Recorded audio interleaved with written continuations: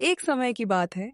एक जतनपुर नाम के गांव में बागेश्वर नाम का गरीब किसान रहता था।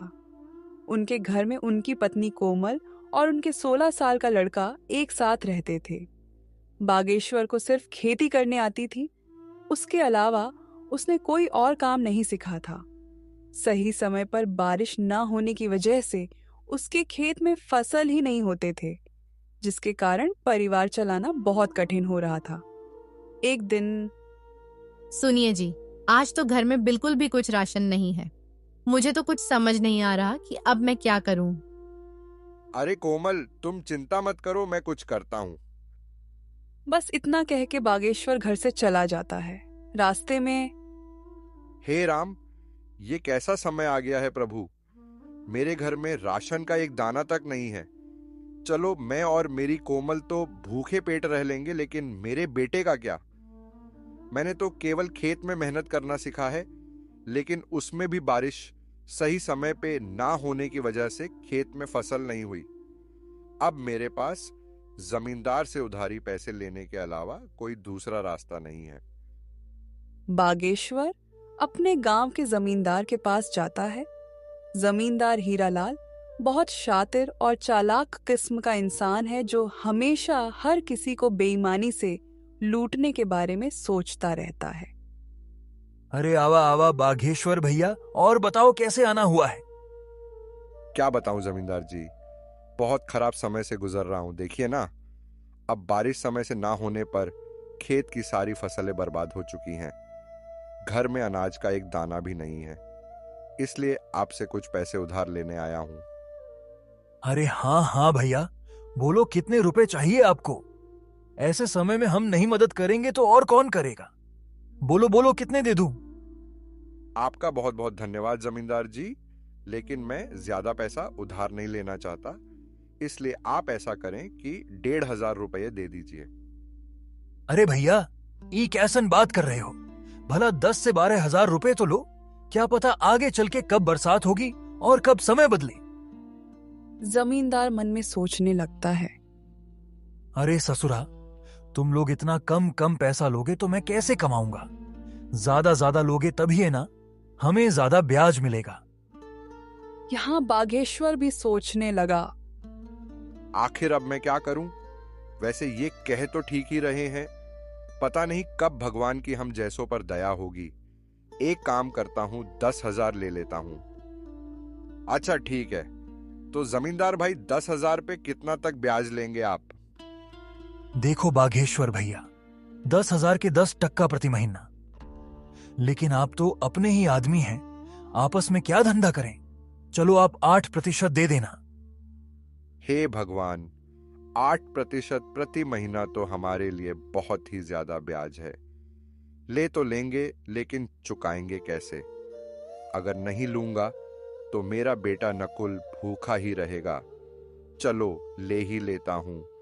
अगर भगवान की यही मर्जी है तो यही सही। अरे बाघेश्वर भैया, क्या हुआ, क्या सोच रहे हैं। ब्याज के बारे में तो नहीं सोच रहे हैं। हाँ जमींदार भाई, इतना ब्याज कैसे। अरे कोनो चिंता की बात नहीं है। देखिए आप तो अपने हैं, आराम से चुकाइएगा। कहिए क्या कहते हैं। अच्छा ठीक है, दे दीजिए। बागेश्वर उस जमींदार से 10,000 रुपए उधार लेके चला जाता है। चलो अब जल्दी जल्दी बाजार से राशन और नकुल के लिए कुछ खाने को ले लेता हूं। आज मेरा बेटा तो खुश हो जाएगा। बागेश्वर जल्दी जल्दी बाजार से सामान लेके घर के लिए वापस हो जाता है। घर पहुंचते ही कोमल बागेश्वर के हाथ में सामान देखकर खुश हो जाती है और कहती है, हाजी, ये सामान पैसे कहाँ से मिले जी। देखो कोमल, मुझे पता है तुम मुझ पर गुस्सा करोगी, लेकिन मेरे पास और कोई चारा भी नहीं था। मैं समझ गई जी, आपने किसी से उधारी पैसे लिए होंगे। पर कोई बात नहीं, मैं भी वही सोच रही थी। लेकिन ऐसे समय में गांव में किसी के पास देने के लिए पैसे नहीं हैं। तो क्या आप जमींदार से उधारी पैसे लेके आए हो? हाँ कोमल, लेकिन तुम चिंता मत करना, भगवान के घर देर है अंधेर नहीं। अभी इस वक्त मेरे बेटे से बढ़ के और कुछ नहीं है। हाँ, आप कह तो सही रहे हो, लेकिन वह जमींदार बहुत चालाक और बेईमान है। वह बहुत ज्यादा ब्याज लेता है और समय पे पैसे ना देने पर खेत या घर छीन लेता है। आपने कितने रुपए उधार लिए? मैंने तो 1,500 ही मांगे थे, पर उसने कम से कम 10,000 या उससे ऊपर लेने बोला, इसलिए मैंने 10,000 ले लिए। सुनो ना कोमल, अब मेरे बेटे के आने का टाइम हो गया है। मैंने ये कुछ सामान लाया है, जाओ सबके लिए कुछ अच्छा सा बना दो। जी, आज तो मेरा बेटा खुश हो जाएगा। इतना कह के कोमल रसोई में चली जाती है। कोमल ने बहुत ही स्वादिष्ट खाना बनाई। खाने की खुशबू पूरे घर में महक रही थी। वाह कोमल, तो अपने बेटे की मनपसंद खीर बना रही हो। दोपहर में नकुल घर आ जाता है। अपना पसंदीदा खाना देखकर वो बहुत खुश हो जाता है। बड़े दिनों बाद बागेश्वर के परिवार में आज सभी के चेहरे पर खुशी थी। माँ, खाना तो बहुत बहुत ज्यादा स्वादिष्ट था। आज तो सच में माँ, मजा आ गया। अच्छा पापा, मेरे दोस्त सोमनाथ ने आज मुझे बुलाया है। कह रहा था कि आज वो मुझे अपने पापा से मिलवाने वाला है, इसलिए मैं वहां जा रहा हूं। 1-2 घंटे में वापस आ जाऊंगा। ठीक है बेटा, जाओ, लेकिन संभल के जाना और संभल के आना, ठीक है? हाँ पापा, आप फिक्र मत करो, मैं अच्छे से जाऊंगा और अच्छे से आऊंगा। इतना कह के नकुल घर से निकल जाता है।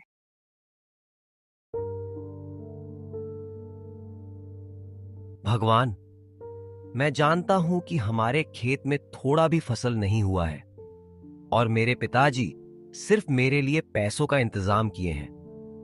भगवान जी, कृपया कुछ ऐसा कीजिए कि मैं अपने माता पिता की चिंता दूर कर सकूं। नकुल भगवान से प्रार्थना करते हुए अपने दोस्त सोमनाथ के घर पहुंचा। दरवाजे पर उसका दोस्त उसका इंतजार कर रहा था। अरे नकुल, तू आ गया। आजा, अंदर आजा। चल, मेरे पिताजी तुझसे मिलने के लिए कब से इंतजार कर रहे हैं। सोमनाथ, पर तेरे पिताजी मुझसे क्यों मिलना चाहते हैं? वो तू पिताजी से ही पूछ लेना। सोमनाथ का घर काफी बड़ा और सुंदर था। उसके घर में उसके माता और पिताजी रहते थे। सोमनाथ अपने पिताजी से अपने दोस्त नकुल के बारे में बताया था कि उसके पिताजी बहुत कड़ी मेहनत करते हैं, खेत में घंटों काम करते हैं, लेकिन पैसे की वजह से परिवार में बहुत टेंशन है। आओ बेटे नकुल, कैसे हो? नमस्ते अंकल जी। नमस्ते आंटी जी। मैं ठीक हूँ, आप सभी कैसे हैं? खुश रहो बेटा, हम सब भी बहुत अच्छे हैं। जगदीश, नकुल 9-10 मिनट ऐसे ही उसके और उसके माता पिताजी के बारे में बातें करते हैं और फिर बेटा नकुल, तुम तो बहुत स्मार्ट लड़के निकले। बेटा, कल से तुम दोपहर में स्कूल से आके खाना खा के यहाँ चले आना। जी अंकल, मैं आ तो जाऊं, लेकिन घर पर भी थोड़े बहुत काम होते हैं। देखो बेटे नकुल, पहले तो तुम ये टेंशन वेंशन छोड़ो। हाँ, एक काम करना, नहीं रहने दो। कल मैं खुद ही तुम्हारे घर आऊंगा। तुम्हारे घर तुम्हारे पिताजी से भी मिल लूंगा और तुमसे भी, ठीक है? जी अंकल, ठीक है। अच्छा, तो मैं अब चलता हूँ। ठीक है बेटा, ध्यान से संभल के जाना। जी अंकल, मैं एकदम संभल के जाऊंगा। उतने में सोमनाथ की मम्मी बोली, बेटा नकुल, ये लेते जाओ, घर पे खा लेना। नहीं आंटी, इसे मैं नहीं ले सकता। अरे बेटा, ले लो। देखो तुम्हारी ममता आंटी ने कितने प्यार से दिया है। नकुल वह थैली ले लेता है, पर उसे समझ नहीं आता कि सोमनाथ के पिताजी उसके पिताजी से क्यों मिलना चाहते हैं। जगदीश अंकल तो बहुत अच्छे हैं, उन्होंने मुझसे कितने प्यार से बात किए, और आंटी भी बहुत अच्छी हैं, उन्होंने मेरा कितना ख्याल रखा, पर वो मेरे पिताजी से क्यों मिलना चाहते हैं। यही सब सोचते हुए नकुल घर पहुंचा और उसने सोमनाथ के माता और पिताजी के बारे में बताया। देखो कोमल, हमारे नकुल को कितना अच्छा दोस्त मिला है। चलो बेटा, ठीक है, तो कल आएंगे सोमनाथ के पिताजी। हाँ पिताजी।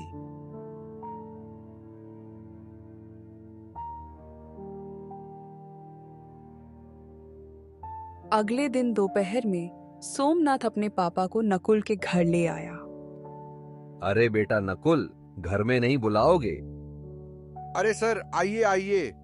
अरे कोमल देखो, हमारे नकुल के दोस्त और उनके पापा आए हैं। कोमल फट से सोमनाथ के पापा के लिए दूध वाली चाय बनाकर ले आती है। चाय पीने के बाद जगदीश जी बागेश्वर जी से कहते हैं, सुनिए बागेश्वर जी, मैं आपसे थोड़ी बात करना चाहता हूँ। जी सर, कहिए क्या कहना चाहते हैं। जी, आप मुझे सर मत कहिए, मैं भी आपका दोस्त जैसा हूँ, इसलिए मुझे जगदीश कह के बुलाइए। अरे अच्छा ठीक है, जगदीश जी बोलिए, आप क्या कहना चाहते हैं। जगदीश बागेश्वर को घर से थोड़ा बाहर ले जाके कहते हैं, बागेश्वर जी, मेरा बेटा नकुल को अपना बहुत अच्छा दोस्त मानता है। उसने मुझे बताया कि नकुल बहुत समझदार और अच्छा लड़का है, पर गरीबी के कारण से वो पढ़ाई छोड़ने की बातें कर रहा है। भगवान की दया से अब जाके हमारा सोमनाथ खुश रहने लगा है, नहीं तो पहले वो सिर्फ अकेला ही रहता था, क्योंकि उससे कोई दोस्ती ही नहीं करता था। अब क्योंकि आपके नकुल के कारण से मेरा बेटा खुश है, इसीलिए मैं उसकी पढ़ाई की फीस भरना चाहता हूँ। आप अब टेंशन भूल जाइए, समझे? बागेश्वर की आंखों में आंसू आ जाते हैं। आपका बहुत बहुत धन्यवाद जगदीश जी, आपने मेरी चिंता दूर कर दी। बस उस दिन से नकुल की पढ़ाई की चिंता दूर हुई। अब नकुल सोमनाथ के घर खेलने जाने लगा था। ऐसे ही एक दिन सोमनाथ के पापा कहते हैं, नकुल, सोमनाथ बेटा यहाँ आओ। वह दोनों जगदीश के पास जाते हैं। बेटा तुम दोनों बताओ, तुम में से कौन शेयर मार्केट के बारे में जानता है? नकुल बेटा, पहले तुम बताओ। अंकल, मैं इसके बारे में पहली बार सुन रहा हूँ, ये क्या होता है? और पापा, मैं बस इतना जानता हूं कि शेयर मार्केट में शेयर खरीदा और बेचा जाता है। अच्छा सुनो, अब कल से तुम दोनों मेरे साथ आधा घंटा बैठोगे। मैं तुम दोनों को अब कुछ सिखाना चाहता हूँ। ये सब के बारे में नकुल को जरा भी समझ नहीं आता है, लेकिन उसको जानने की बहुत इच्छा थी। तो उसने सोमनाथ के फोन पर गूगल सर्च किया, तो जो उसने देखा वो देख के चौंक गया। और फिर अगले दिन, अंकल, मैंने गूगल पर सर्च किया था कि शेयर मार्केट क्या है। क्या सच है अंकल कि हम वहां से पैसे कमा सकते हैं? बेटा नकुल, ये बिल्कुल सच है कि कोई भी शेयर बाजार से पैसा कमा सकता है। पैसा क्या, बहुत बहुत पैसा कमा सकता है। लेकिन बेटा, चीजें दिखने में जितनी आसान होती हैं, असल में उससे कई ज्यादा मुश्किल होती है। अंकल, मैं कुछ समझ नहीं पाया, आप क्या कह रहे हैं? मैं ऊपर वाले कमरे में जा रहा हूं, अपने दोस्त को लेकर वहीं आ जाओ, मैं अब सब कुछ वहीं बताऊंगा। ठीक है अंकल। उसके बाद 5 मिनट में नकुल और सोमनाथ ऊपर वाले कमरे में जाते हैं। वहां वो लोग देखते हैं कि एक बहुत बड़ा कंप्यूटर है, एक लैपटॉप है, एक टैबलेट पर बहुत सारे अलग अलग चार्ट खुले हैं। मिनट मिनट में लाल या हरी मोमबत्तियां बन रहे हैं। उन्हें ये सब कुछ समझ नहीं आता, लेकिन नकुल को इतना मालूम पड़ चुका था कि ये शेयर मार्केट कुछ तो है। वो दोनों जगदीश से पूछते हैं, पापा, ये क्या है? मैं आज तक नहीं जानता था कि आपके कार्यस्थल पर इतना बड़ा कंप्यूटर है। दरअसल आपका इतना बड़ा ट्रेडिंग सेटअप है। हाँ सोमनाथ, ये मेरा ट्रेडिंग सेटअप है, मैं यही काम करता हूं। लेकिन बेटा, तुम्हें कभी यहां आने की जिज्ञासा ही नहीं थी, इसलिए हमने भी तुम्हें कभी इस बारे में नहीं बताया। लेकिन अब तुम्हें देख के ऐसा लग रहा है कि तुम्हें ये सब बहुत पसंद आया है और शायद तुम इसके बारे में और जानना चाहते हो। हाँ अंकल, सिर्फ सोमनाथ ही नहीं, मैं भी बहुत उत्साहित हूँ शेयर बाजार के बारे में जानने के लिए। बिल्कुल बेटा नकुल, क्यों नहीं। मैं यही तो तुम्हें और सोमनाथ को बताना चाहता था कि शेयर बाजार की दुनिया बहुत बड़ी है। इसमें अगर महानता हासिल कर ली जाए तो उसकी जेब में हजारों लाखों में हमेशा रहे। अच्छा, तो तुम दोनों अब यहां से जाओ, नीचे खेलो। लेकिन हां, कल से मैं तुम दोनों को थोड़ा थोड़ा बाजार के बारे में बताना शुरू करूंगा। पापा, मुझे पता है कि अब मेरा दोस्त इसे सीखने के लिए बहुत उत्साहित है। अब उसका खेलने में मन नहीं लगेगा। उसका क्या, मेरा भी नहीं लगेगा, क्यों नकुल? हाँ अंकल, प्लीज अभी से सिखाना शुरू कर दीजिए ना। वैसे भी अभी कोई जरूरी काम नहीं है, तो हम फ्री ही हैं। बच्चों की अंदर की ये जिज्ञासा देखकर जगदीश मन ही मन खुश हो जाते हैं। लेकिन बेटा, इसे सिखाने के लिए मुझे सोचना पड़ेगा कि शुरुआत कैसे और कहां से करूं। इसलिए शुरुआत तो कल से ही होगी। लेकिन अब तुम दोनों इतना कह रहे हो तो थोड़ी बुनियादी बातें बता ही देता हूं। जगदीश जी उन्हें एक जगह बिठाते हैं और कहते हैं, बेटा सुनो, पहली बात अच्छे से समझो कि शेयर मार्केट क्या है, यानी इंग्लिश में व्हाट इज शेयर मार्केट। तो ये एक इंटरनेट पे ऐसा जगह होता है जहां दुनिया के हजारों लाखों कंपनियां एक जगह पर रजिस्टर्ड होती हैं। यहां सभी कैटेगरीज की कंपनियां होती हैं, टेक्नोलॉजी से लेके बैंक तक। यहाँ पे सामान जैसे कमोडिटी कहते हैं, जिनमें गोल्ड, सिल्वर, क्रूड ऑयल और भी चीजें होती हैं। बस उस दिन जगदीश जी नकुल सोमनाथ को बस यही कुछ बेसिक बातें बताते हैं। लेकिन नकुल रात में भी स्टॉक मार्केट के बारे में सोचने से खुद को नहीं रोक पाता। वो हमेशा सोचते रहता है कि हे भगवान, आपका और जगदीश चाचा का लाख लाख धन्यवाद। आखिरकार मुझे एक ऐसा चीज पता चल गया जहां से मैं अपने परिवार को इस गरीबी से बाहर निकाल सकता हूं। मैं अपनी जी जान लगा दूंगा इसे सीखने में। बस आप मेरा साथ मत छोड़िएगा। घर के एक कोने से नकुल की माँ कोमल देखती है और वो बागेश्वर से जाके कहती है, हाजी सुनिए। हाँ, क्या हुआ कोमल, क्या बात है? आज हमारा नकुल कुछ परेशान सा नहीं लग रहा? देखिए ना, कब से करवटें बदल रहा है। हाँ कोमल, तुम ठीक कहती हो, चलो जाके पूछते हैं। बागेश्वर और कोमल दोनों नकुल के पास जाके पूछते हैं, बेटा नकुल, ओ नकुल, क्या बात है बेटा? नींद नहीं आ रही, कोई बात है तो हमें बता सकता है। पापा मम्मी, मैं तो ये सोच रहा था कि आप लोगों को कैसा लगेगा जब मैं एक सफल आदमी बन जाऊंगा। हमारा भी एक अच्छा सा घर होगा। धत्त पगला, हम दोनों तो डर ही गए थे। बेटा, हम लोग बहुत खुश होंगे उस समय जब तुम एक सफल आदमी बन जाओगे, है ना कोमल? हाँ जी, बिल्कुल सही कह रहे हैं आप। हमारा नकुल सफल हो जाएगा तो कितना अच्छा होगा। मम्मी पापा, अब आप लोग भी जाइए और सो जाइए। और हाँ, चिंता बिल्कुल मत करना। फिर बागेश्वर और कोमल भी सोने चले जाते हैं। अगले दिन नकुल अपने साथ एक कलम और एक किताब लेके बहुत उत्साह के साथ सोमनाथ के घर जाता है। दरवाजे पर उसका दोस्त उसकी राह देख रहा है। तेरा चेहरा देख के समझ आ रहा है कि तेरा मन आज सिर्फ शेयर मार्केट के बारे में सीखना चाहता है ना? हाँ सोमनाथ, अच्छा देर नहीं करते हैं, चल फटफट अंकल के पास जाते हैं। लेकिन वो दिख नहीं रहे, कहाँ हैं?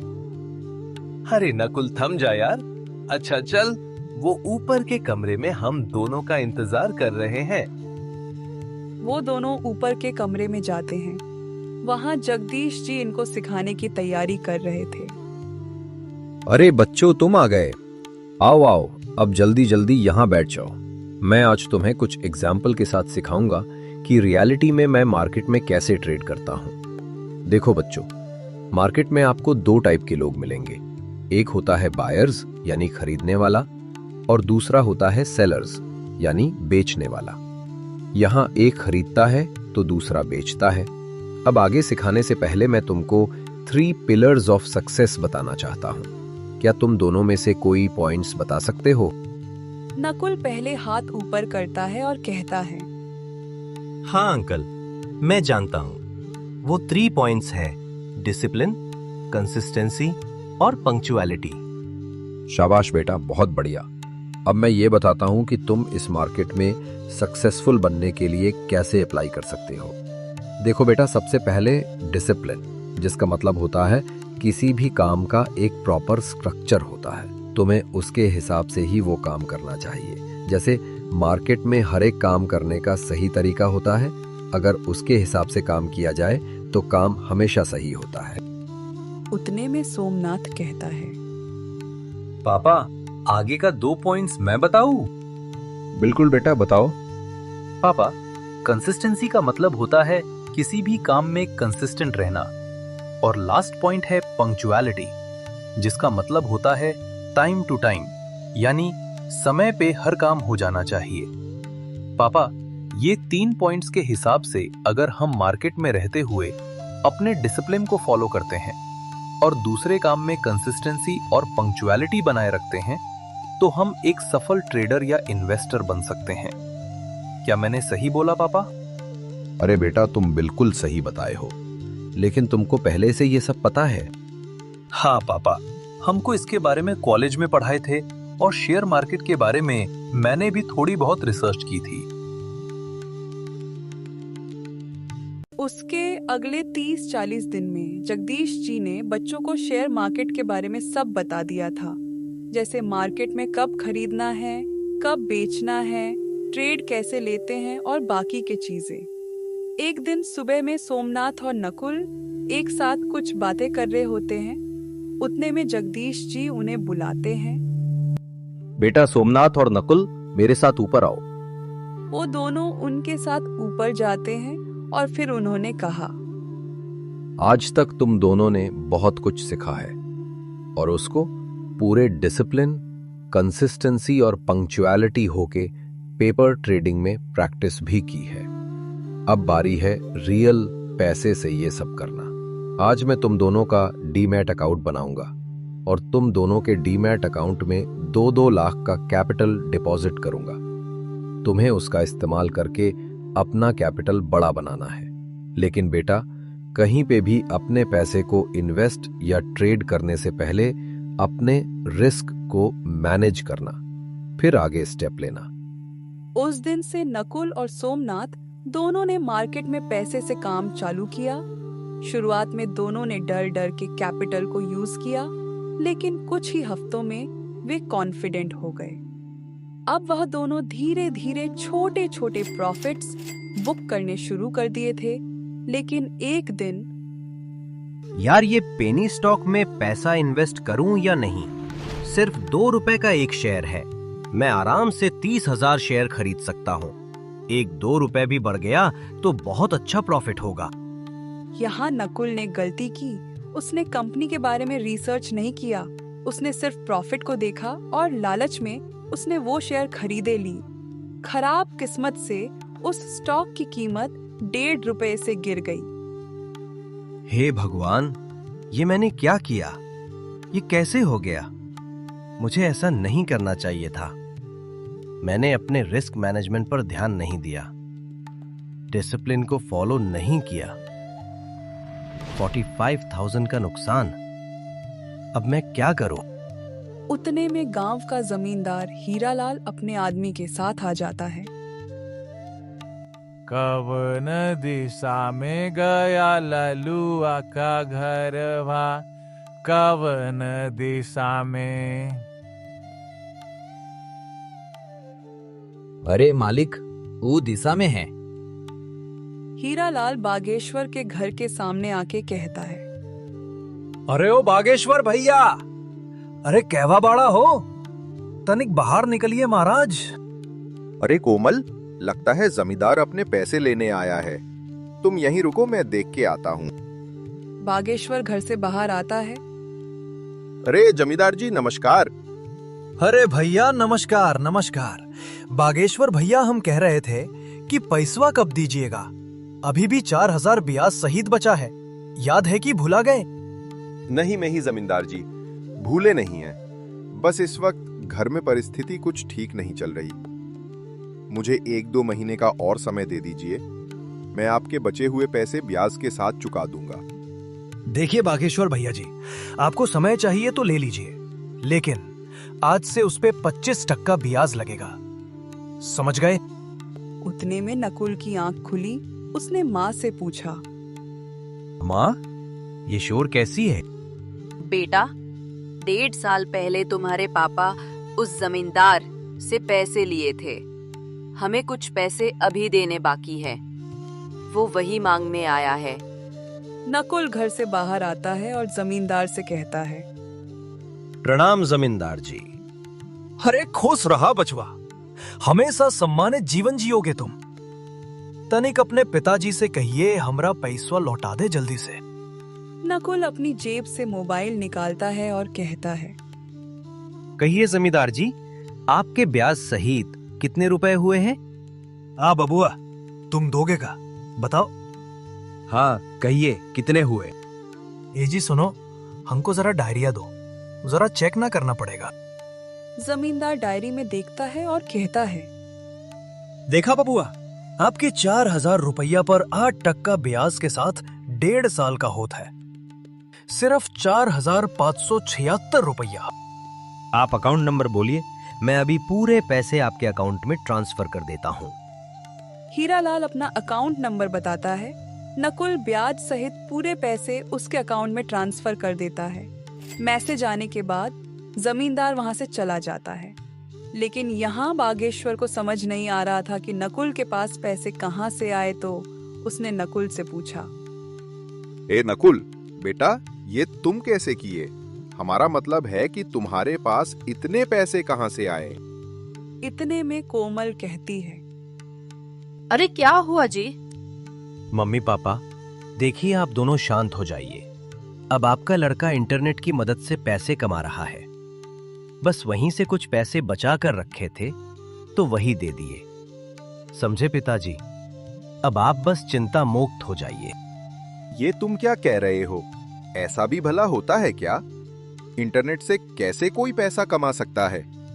पापा, जगदीश अंकल मुझे और सोमनाथ, हम दोनों को शेयर मार्केट में काम कैसे करते हैं सिखाए थे।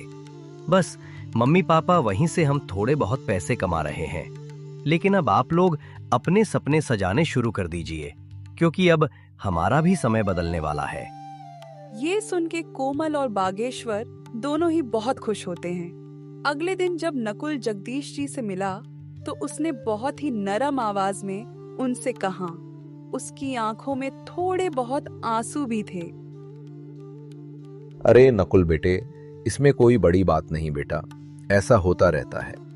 लेकिन जब तुम अपने आप पर कंट्रोल रखोगे, वो 3 पॉइंट्स को जितना फॉलो करोगे, तुमसे ये सभी गलतियां उतनी ही कम होंगी और तुम्हारा पोर्टफोलियो उतना ही बड़ा होगा, समझे ना बेटा? इसलिए अब ये सब भूल जाओ, ठीक है? और जितने पैसे बचे हैं उतने से ही फिर शुरुआत करो। ऐसा सुनने के बाद नकुल को थोड़ा अच्छा लगता है और वो उस दिन से कहीं भी अपने पैसे को इन्वेस्ट या ट्रेड करने से पहले बहुत अच्छी तरह से सोचता है। ऐसे करते करते 6 महीने बीत जाते हैं। अब सोमनाथ का 2 लाख रुपया अब 9 लाख और नकुल का 2 लाख 7.5 लाख बन चुके थे। एक दिन रात में नकुल ऐसे ही न्यूज पढ़ रहा था, तभी उसने एक बिटकॉइन के बारे में आर्टिकल पढ़ा और फिर वो सोचने लगता है। ये आर्टिकल पढ़ने के बाद मार्केट में बिटकॉइन का दाम गिरेगा और बहुत से लोग जिनके पास पहले से बिटकॉइन होंगे वो बेचेंगे, जिसके कारण से बिटकॉइन का वैल्यू बहुत कम हो जाएगा। अभी एक बिटकॉइन का वैल्यू 19,500 रुपए है। चलो, जैसा होगा हम उस हिसाब से रिस्क को मैनेज करते हुए काम करेंगे। चलो, अभी सो जाता हूं। अगले दिन सुबह में, सुनो माँ, मैं सोमनाथ के यहाँ जा रहा हूँ। सुनो बेटा, वही टेबल पर मैंने खीर डब्बे में पैक करके रखे हैं, अपने दोस्त के लिए लेते जाना। जी मम्मी, मैं ले जा रहा हूँ। और हाँ, संभल के जाऊंगा और संभल के वापस आ जाऊंगा। उस दिन वो सोमनाथ और जगदीश जी से उस समाचार के बारे में बात करता है और फिर जगदीश जी कहते हैं, बेटा नकुल, मुझे अच्छा लगा कि तुम अब सोचने के बाद डिसीजन लेते हो। देखो बेटा, तुम्हें जो सही लगे वैसा ही करना। उसी दिन शाम को ये न्यूज का असर मार्केट पर दिखने लगता है। सभी लोग पैनिक में अपने बिटकॉइन बेचने लगे हैं। रात में करीब 10 बजे के आसपास उसकी कीमत 68% से गिर गई। अब एक बिटकॉइन की कीमत 6,240 रुपए थी। नकुल ने पिछले कुछ महीनों से छोटे छोटे प्रॉफिट बुक किए थे। रिस्क लेने के लिए तैयार था, इसलिए उसने रात में 40 बिटकॉइन खरीद लिए और फिर सो जाता है। अगले दिन वो अपने पापा के साथ खेत में काम करने जाता है। वहाँ वो उनके साथ काम करता है। वो भविष्य के बारे में सोचने लगता है, कैसे वो अपने गांव के किसानों की मदद कर सकता है। 3.25 महीने बीत जाते हैं और फिर एक दिन 2-3 महीने बीत चुके हैं। जरा बिटकॉइन देख लूं कैसा चल रहा है। वो देखकर चौंक जाता है। उसने देखा कि एक बिटकॉइन का दाम पिछले 1 महीने में जहाज जैसा ऊपर उठा है। उस दिन एक बिटकॉइन की कीमत 3.5 लाख रुपए थी। 40 बिटकॉइन के हिसाब से 1,40,00,000 का प्रॉफिट दिख रहा था। वो अपने मम्मी पापा का आशीर्वाद लेता है, लेकिन उनसे कुछ बताता नहीं है कि क्या हुआ है। जैसे ही वो जगदीश जी से मिलता है, वो और सोमनाथ समझ जाते हैं। नकुल, मैं और पापा समझ गए। तेरे चेहरे की खुशी देख के बता सकता हूँ कि बड़ा प्रॉफिट बुक किया है।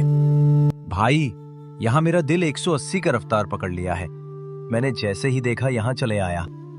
क्या हुआ बेटा, तुमने अभी बुक नहीं किए हो? नकुल अपने मोबाइल में प्रॉफिट दिखाता है। जगदीश जी और सोमनाथ दोनों चौंक जाते हैं। अरे वाह नकुल बेटे, 1,40,00,000 का प्रॉफिट। इतना तो मेरा और सोमनाथ का मिला के भी नहीं होगा। हम तुम्हारे लिए बहुत खुश हैं। अरे वाह मेरे दोस्त, अब आगे क्या सोचा है तूने? अंकल, मैं सोच रहा हूँ कि 30 बिटकॉइन का प्रॉफिट बुक कर लूं और बाकी के 10 को होल्ड करूं। ये तो बहुत अच्छी बात है बेटे। अब चलो तुम्हारे मम्मी पापा को खुशखबरी देते हैं। इतने में सोमनाथ की मम्मी आ जाती हैं और कहती हैं, अरे कौन सी खुशखबरी की बात हो रही है? वो सभी नकुल के लिए बहुत खुश होते हैं और मिठाई का डब्बा लेके उसके घर पहुंचते हैं। दरवाजे पे कोमल उन सबको आते हुए देखती है। वो सबने उनको जो भी हुआ उसके बारे में बताते हैं। क्या बात कर रहे हो जगदीश जी? अरे सुनती हो कोमल, अब हमारा बेटा करोड़पति बन गया है। सब बहुत खुश हो जाते हैं। नकुल और सोमनाथ ने मिलके गांव में सोलर पैनल लगवाए और बोरिंग करके उसमें पावर मशीन लगवाते हैं, जिसकी वजह से अब गांव के किसानों की पानी की चिंता खत्म हुई। अब वो गांव के हर आदमी को बताते हैं कि पैसे सिर्फ खेती में काम करने से नहीं, दिमाग से भी कमाए जा सकते हैं। इसलिए अपने बच्चों को जरूर पढ़ाएं।